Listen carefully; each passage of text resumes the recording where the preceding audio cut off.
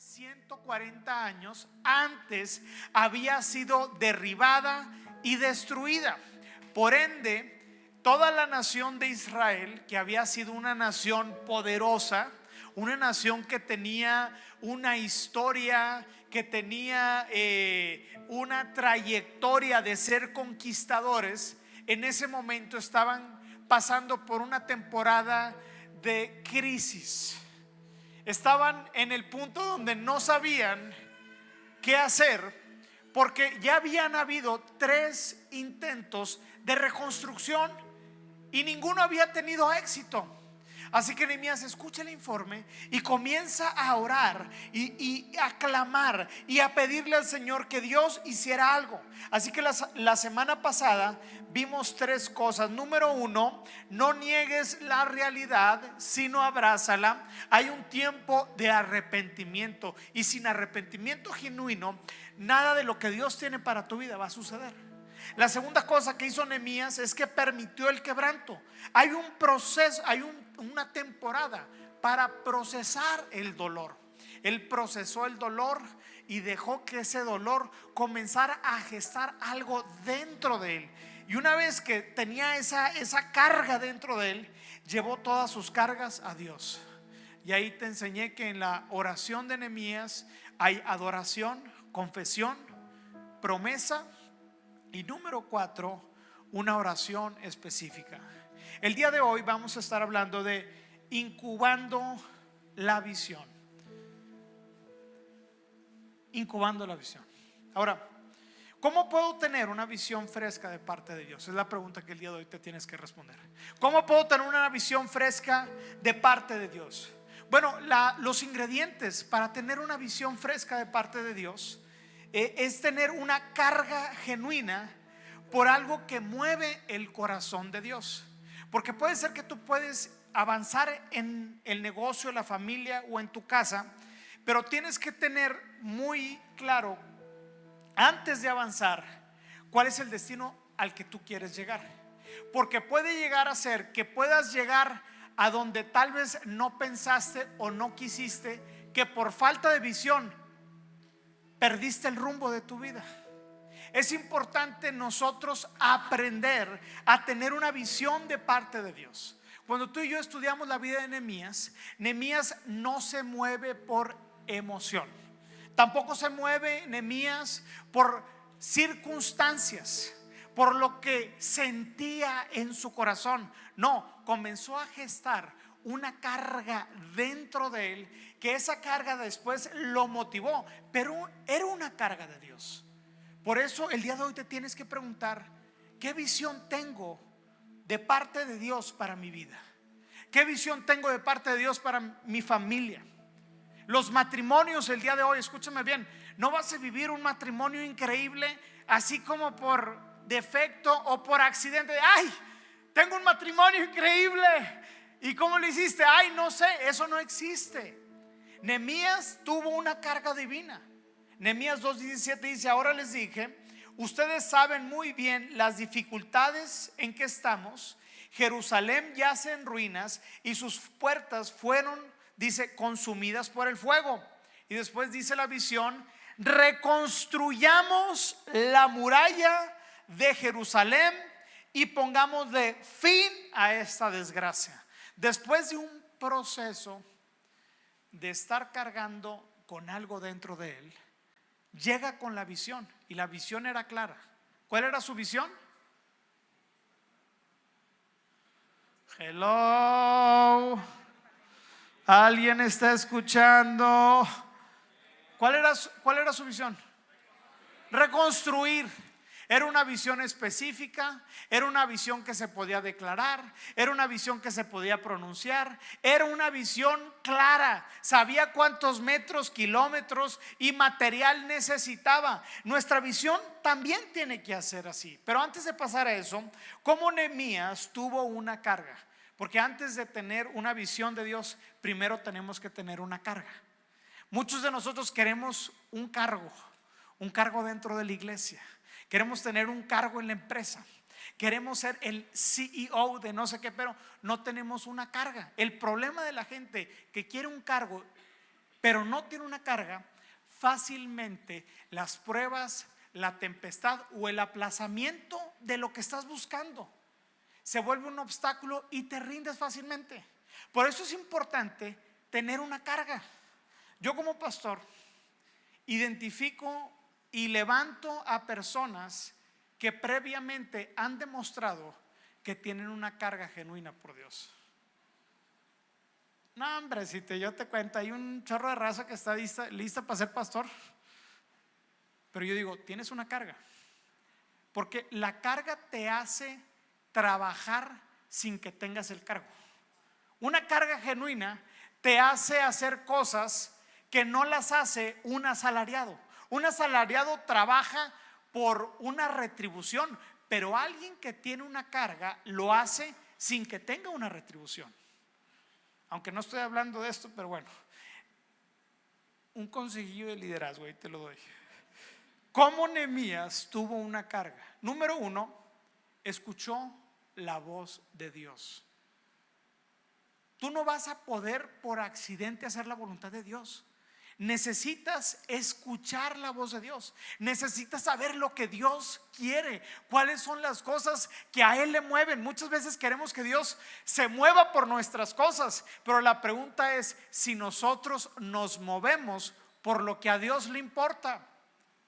La visión de Nehemías estaba completa porque una de las cosas de las que él se aseguró es de que esa visión estuviese cargada con cosas que a Dios le importaban.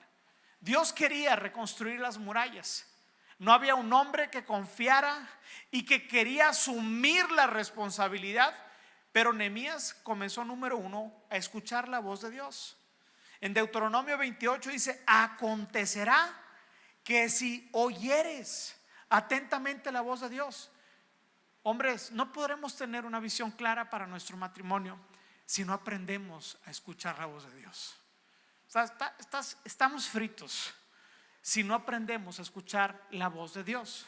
Si queremos liderar con éxito nuestras familias, madres, tienen que instruir a sus hijos en los caminos de Dios. ¿Y cómo lo van a hacer si no tienen la voz de Dios y la instrucción para formar a sus hijos? Lo primero que tenemos que hacer es escuchar la voz de Dios. Y la número 2 es cultivar la carga en la presencia de Dios. Así que el proceso de una visión de Dios normalmente empieza con una inquietud. Empieza con una carga, como que tengo carga por mis amigas, como que tengo esto que no me deja tranquila, como que hay algo dentro de mí que no me deja dormir, que me impacienta, que me quita el sueño. Si el día de hoy tú tienes algo así, ponle atención, porque es ahí donde Nehemías descubrió para qué Dios lo había puesto en esa posición de liderazgo con el rey Artajerjes. Él se dio cuenta que ese acceso que él tenía no era solamente para él, era para algo. Así que Nehemías aprendió a cultivar la carga delante del Señor. Nehemías escuchó, y en Nehemías capítulo 1 versículo 1 dice que en diciembre escucha el informe de la desgracia. Pero después te vas al capítulo 2, en Nehemías 2:1, y dice que en abril pasaron 4 meses. Fueron 4 meses de espera. La pregunta es: ¿qué pasa cuando no pasa nada? Pues muchos dicen: pues vacaciones, cotorreo. No, los tiempos de espera son tiempos de formación. Son tiempos donde comienzas a cultivar la visión y Dios comienza a darle forma a esa carga que está dentro de ti. Por eso cuando Nehemías se presenta 4 meses después delante del rey, él ya tenía todo un plan. Él sabía cuál era la visión. La visión era reconstruir, y no solamente tenía la visión, sino tenía un plan. Y tú lees, ¿quién hizo la tarea? Nehemías. ¿Quién leyó Nehemías? Todo Nehemías. Oye, no va a funcionar si no haces la tarea.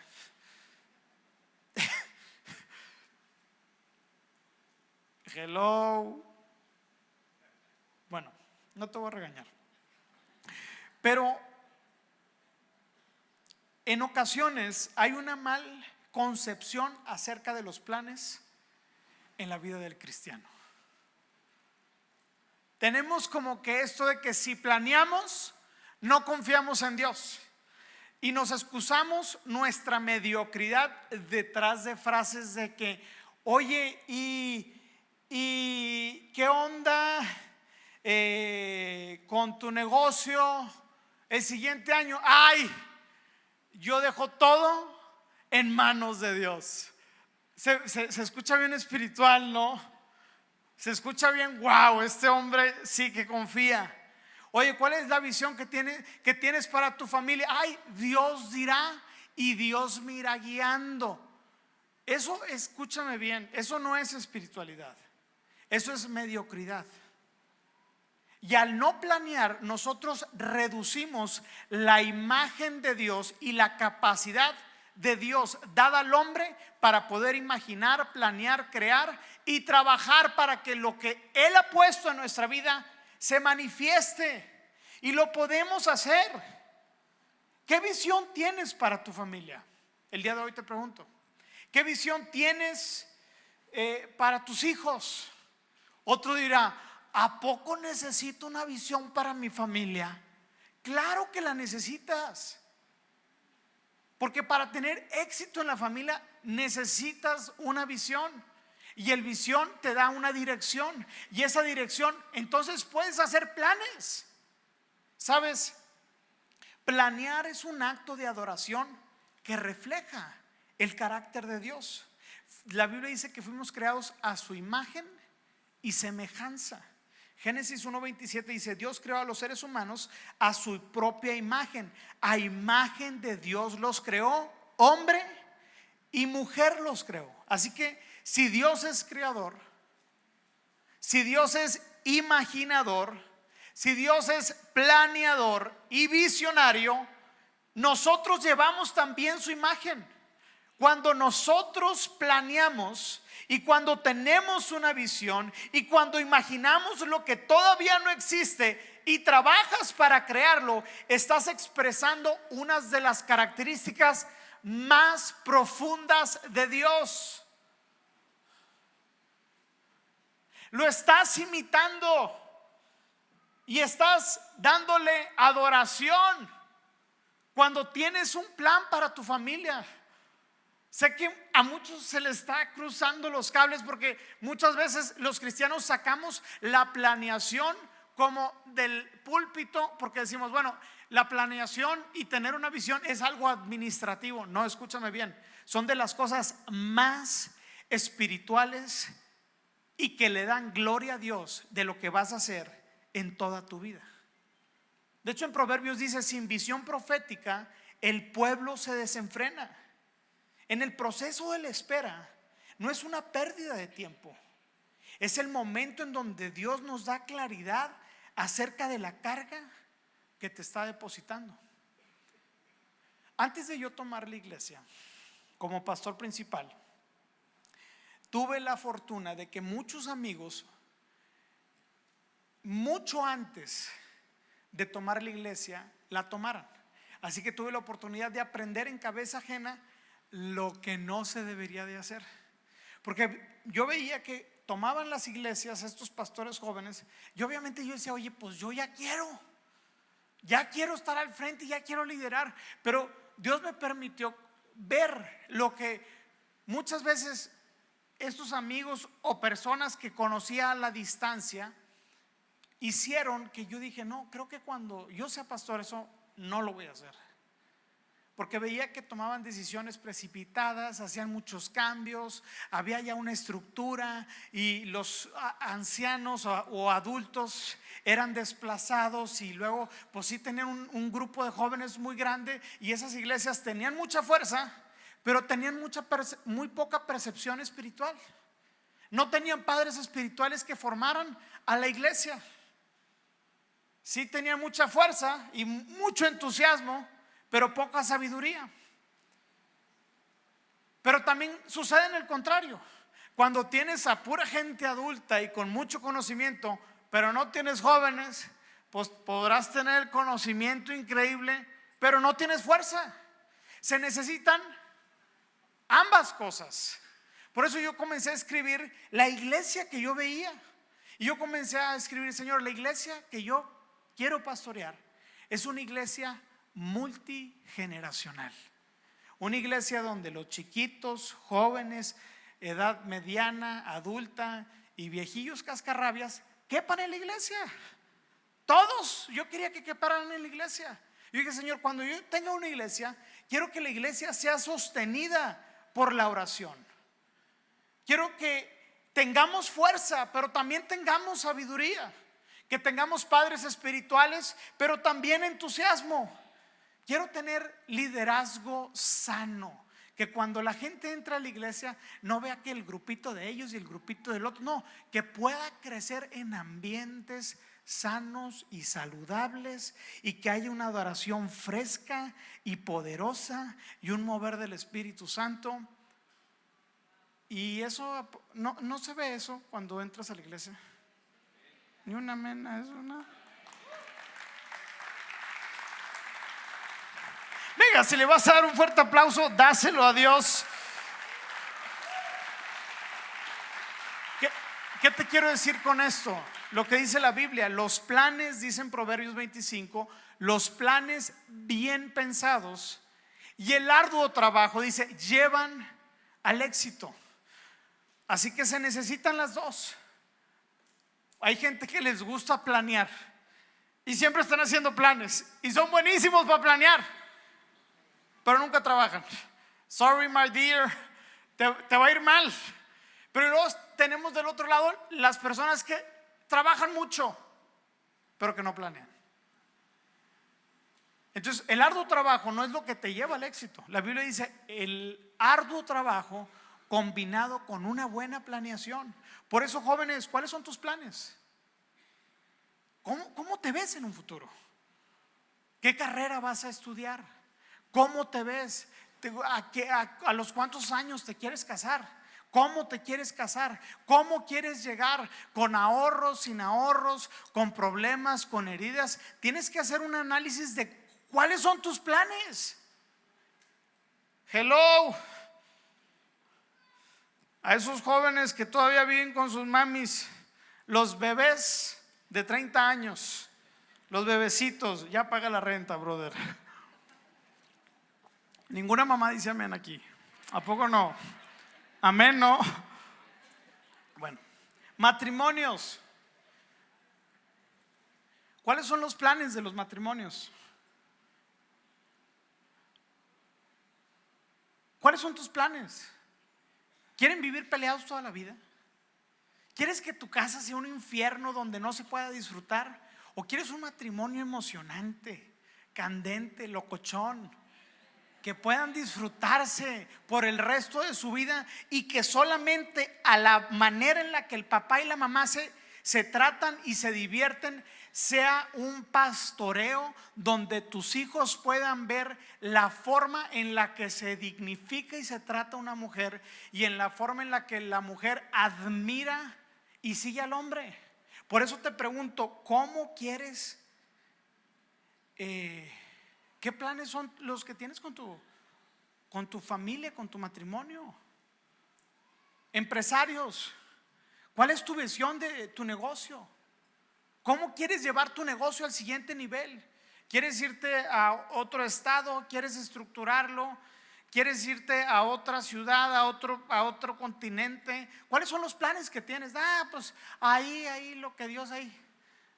No, o si no eres empresario y tienes un trabajo, ¿cuál es tu expectativa? ¿Quieres desarrollarte profesionalmente? ¿Quieres crecer? Pues eso lo tienes que planear de antemano. Hay 3 procesos para incubar una visión de parte de Dios. La número 1 es hacer una evaluación real de dónde te encuentras. Nehemías había escuchado el informe, pero no había visto con sus propios ojos y sentido con sus propios pies la decepción y las murallas derrumbadas. Así que él emprendió un viaje de 1600 kilómetros, volvió a Jerusalén y antes de emitir el plan que tenía, porque desde antes de que él llegara a Jerusalén, él ya había incubado lo que Dios le había dado. Y esto nos habla de que muchas veces somos prontos para hablar los sueños de Dios cuando no es el tiempo. Hay un tiempo de espera. Así que en Nehemías 2:13 dice: salí por la puerta del valle cuando ya había oscurecido y pasé por el pozo del chacal, dice, para inspeccionar las murallas caídas y las puertas quemadas. Nehemías 2:17 dice: ustedes saben muy bien las dificultades en las que estamos. Jerusalén, dice, yace en ruinas y fueron destruidas por el fuego. Así que antes de avanzar, tenemos que saber en dónde estás parado. Y ahí tienes que hacer una evaluación. En mi matrimonio, ¿cómo está mi matrimonio? ¿Qué áreas son las buenas y qué áreas son las malas? ¿Qué áreas hemos escondido por 10 años?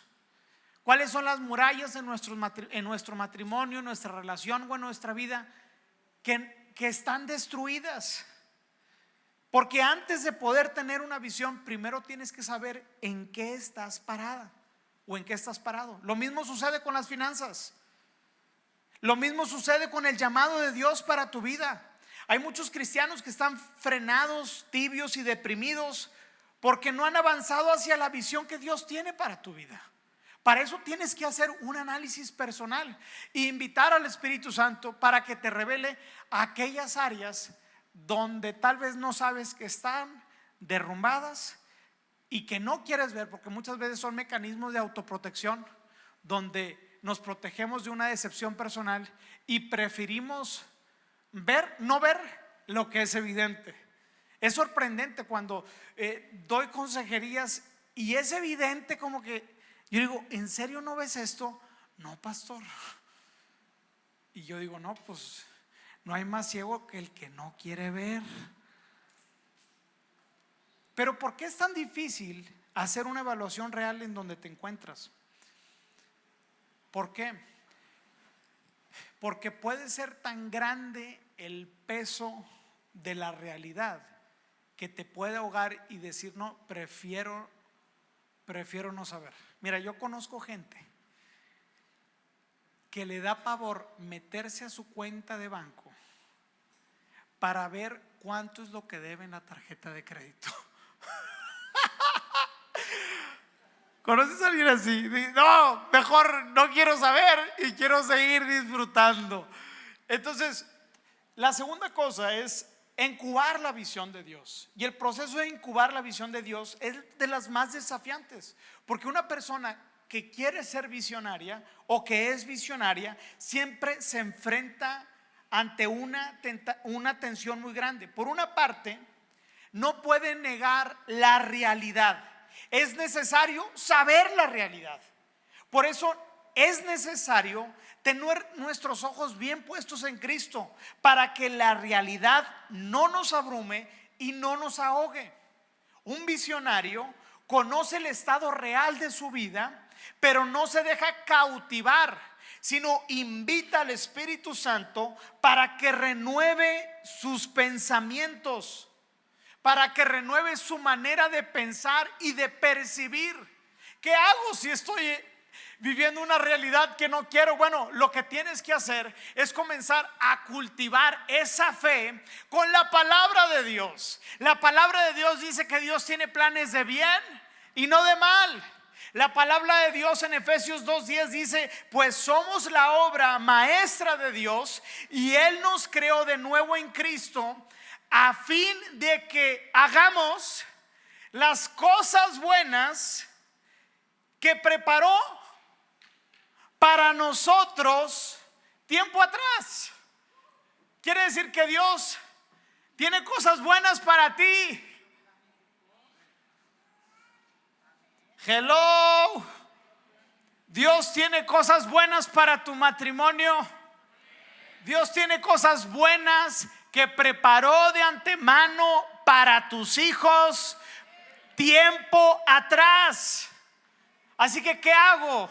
Bueno, comienzo a cultivar mi visión con la palabra de Dios, porque la palabra de Dios hace que tenga fe, y la fe es la certeza de lo que se espera. O sea, tú tienes una expectativa de lo que viene en el futuro. En otras palabras, tienes una visión certera de que lo que Dios te está mostrando en algún punto se va a cumplir. Por eso en Romanos 8:29 dice: porque a los que Dios conoció de antemano, también los predestinó a ser transformados según la imagen de su Hijo. A ser, dice, transformados. Mira, yo te voy a decir algo. Yo antes no era como el día de hoy soy. Yo, en mi aseo personal, y te voy a decir, yo era bien cochinote, o sea, para llegar rápido al punto, era cochino, desatendido, mal vestido, maloliente, o sea, todo lo mal yo lo tenía. Pero yo veo que en la palabra de Dios el Señor me escogió para ser transformado. Eso quiere decir que lo que soy el día de hoy no lo tengo que ser mañana, porque el Señor me da poder para ser transformado en una nueva persona. Así que, ¿cómo yo es que le voy a decir a mi hijo: vístete bien, sé un hombre, compórtate como un hombre, fórjate como un hombre, conquista a la mujer de tus sueños, hazla tuya, conquista su vida y su corazón? Si yo estoy ahí todo maloliente y todo chafo, ¿estás de acuerdo que no va a ser congruente lo que yo le diga a mi hijo que él haga? Una de las cosas con las que yo he decidido pastorear es a través de la arquitectura. Sabes, a mí me encanta la arquitectura. Yo soy ingeniero civil de profesión y a mí me encanta la arquitectura. Y por eso todos los espacios que diseñamos dentro de la iglesia tienen una intención. Cada recoveco, cada metro cuadrado, cada cosa que elegimos, lo elegimos con un propósito y una intención. El lobby que estamos haciendo es un lobby que está bien diseñado, que tiene materiales específicos, que le da la luz a cierta parte del día. ¿Y para qué hacemos todo eso? Porque los ambientes forman a la gente. Yo quiero que cuando la gente entre a la iglesia y vea el diseño y la arquitectura y pueda ver cómo es que se están haciendo las cosas, ellos puedan decir: si la iglesia pudo hacerlo, entonces también Dios tiene planes para mi vida. También Dios puede hacer grandes cosas en mi vida. Y es una forma en la que nosotros, a mí me gusta mucho pastorear a través de esos espacios. Podemos poner una bardilla y unos blocks y se acabó. Pero ¿cómo es que yo le voy a enseñar a mi hijo a ser excelente si lo que hago no refleja el carácter de Dios? La excelencia en nuestras vidas refleja el diseño original de Dios en nosotros. Y cuando nosotros hacemos lo que hacemos con excelencia, reflejamos quién es nuestro Dios. ¿Cuántos dicen amén? Sabes, ahorita le ando dando a la bici. Hace 2 años estaba corriendo, ahora la bici. Y sabes, cuando tú haces las cosas con excelencia, cuando tú haces las cosas con intención y diseño, hay un valor agregado que se agrega a lo que estás construyendo, que le da mucho más peso a lo que estás ofreciendo. No sé si me expliqué. En la mañana fui a rodar en la bici y estaba ahí por el vado más o menos, y empecé a ver unas bodegas diseñadas, tan bien diseñadas, tan limpias, con una estructura hermosa. De hecho, me paré de la bici, me metí a la zona industrial ahí y empecé a ver las bodegas. Tú dices, son bodegas. O sea, esas bodegas las pudieron haber hecho con unos bloquecillos y se acabó. Pero al ver la excelencia, eso cautivó mi corazón y dije: el que hizo esto es un gran arquitecto, es un gran diseñador, y lo que él va a cobrar por las instalaciones que hizo, va a ser mucho mayor que las bodegas que están alrededor. ¿Por qué? Porque le metió intención, tenía una visión antes de haberlo formado. Cuesta tener un buen diseño arquitectónico. Ahorita lo estoy hablando en el tema de construcción. Pero el valor agregado y la retribución que vas a obtener por ese diseño a la larga tiene una plusvalía mucho mayor de lo que te costó hacer esa inversión. ¿Sí me expliqué? Lo mismo sucede cuando tú tienes una visión de parte de Dios. Muchos de ustedes han rebajado su vida a lo que caiga, a lo que sea, a lo que nos repare. No, Dios te ha dado una capacidad innata y ha puesto en ti eternidad para tener una esperanza segura y no tenerle miedo al futuro, y poder vivir con una intención y un propósito todos los días de tu vida. Por eso el día de hoy te digo, no te rebajes, porque tú fuiste creado a la misma imagen de Dios. Amén. Así que hay unas preguntas que te tienes que hacer antes de salir de aquí. ¿Qué quiero ser? ¿Cómo quiero ser recordado? ¿Cuál es mi asignación que tengo en la vida? Uno de los hombres que más formó mi manera de vivir y de pensar es un hombre que no conozco, que se llama Michael Hyatt. Y desde los 20 empecé a escuchar su contenido, y él hablaba mucho de cómo generar riqueza y de cómo administrar tu tiempo, tu vida. Me enseñó un montón de cosas. Muchas de las cosas que el día de hoy soy son gracias a ese hombre. Y en un libro que él titula Living Forward, que se llama Viviendo hacia adelante, el autor te lleva a que imagines las palabras que quieres que se digan en tu funeral. Entonces plantea un escenario en donde tú estás siendo invitado a tu propio funeral, y hace un evento en el libro, o sea, todo un evento en el que tú estás yéndote al funeral, te sientas, y en tu funeral tú estás escuchando lo que las demás personas van a decir de ti. Es impactante que te hagas este ejercicio. ¿Qué quieres que se diga de ti en tu último día de tu vida? ¿Cómo quieres ser recordado? Y si te pones a pensar en esto, en los funerales no hablan de las cosas materiales y los títulos que una persona ha conseguido.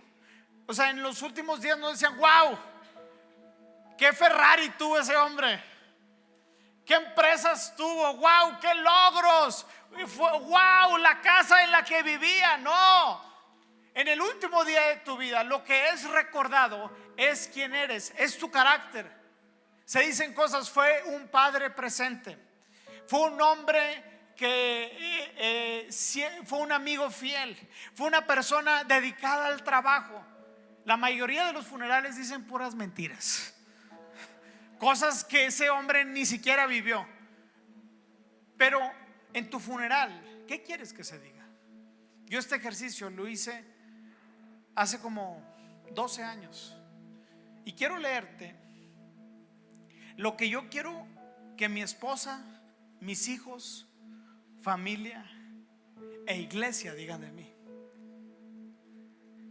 No digo que soy lo que estoy escribiendo, pero quiero darte algunos ejemplos de lo que yo quiero que se diga de mí. Si Andrés estuviera en mi funeral y fuera el maestro de ceremonia, imagínate que yo soy el Richard.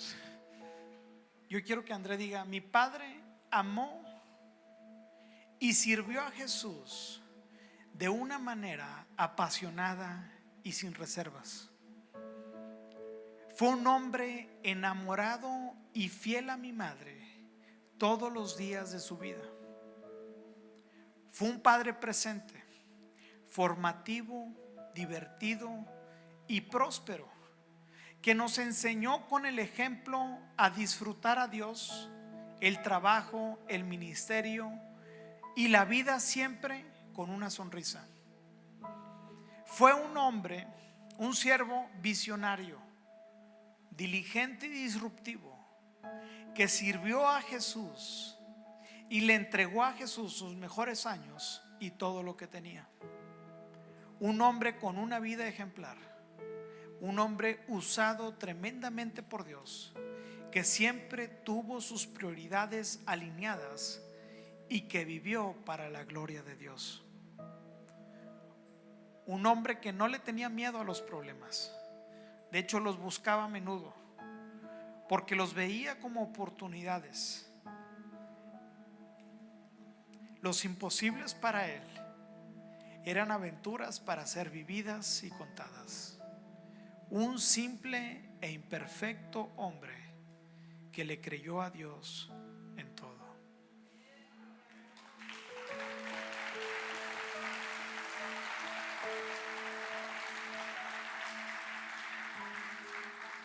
No lo soy, pero sí tengo una fotografía de lo que quiero ser.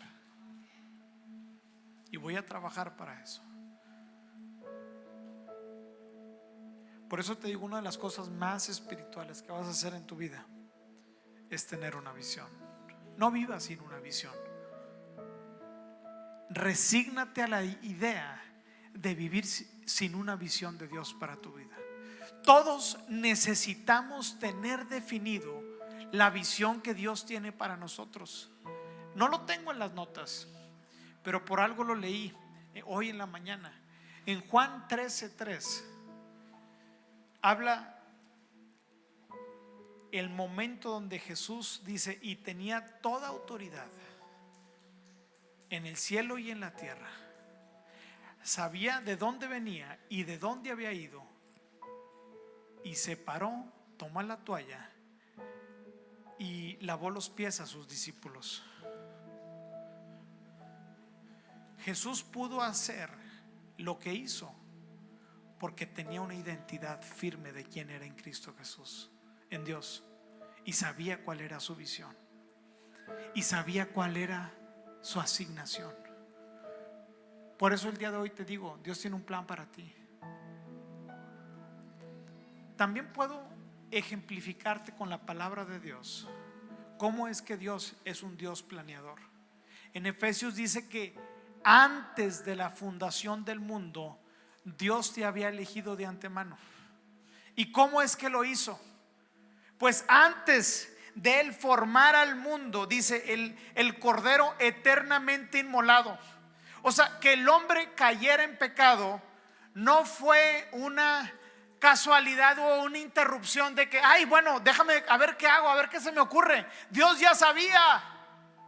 Y antes de formar al mundo, Él te amó, te predestinó y propuso un plan, que es la vida de su Hijo Jesucristo, para pagar el rescate por ti, por tus y mis pecados.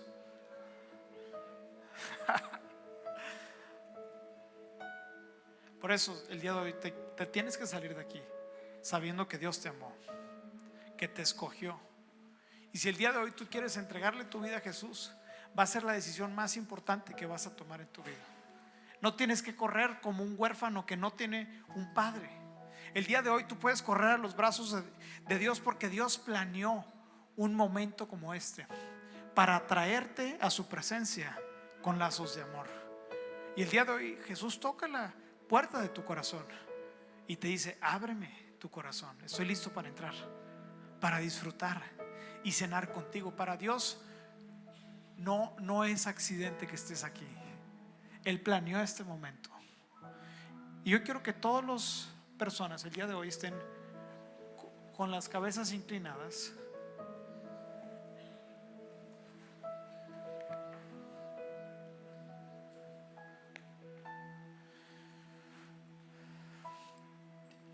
Y si el día de hoy quieres entregarle tu vida al Señor y decirle a Jesús: Jesús, te entrego mi vida, quiero recibir tu perdón, yo te voy a animar que a la cuenta de 3 levantes tu mano. Número 1, al levantar tu mano, tú vas a declarar que Cristo Jesús es el Hijo de Dios que vino a este mundo y vivió una vida perfecta y sin mancha, para que, número 2, en la cruz del Calvario Él tomara tu lugar y mi lugar en sustitución.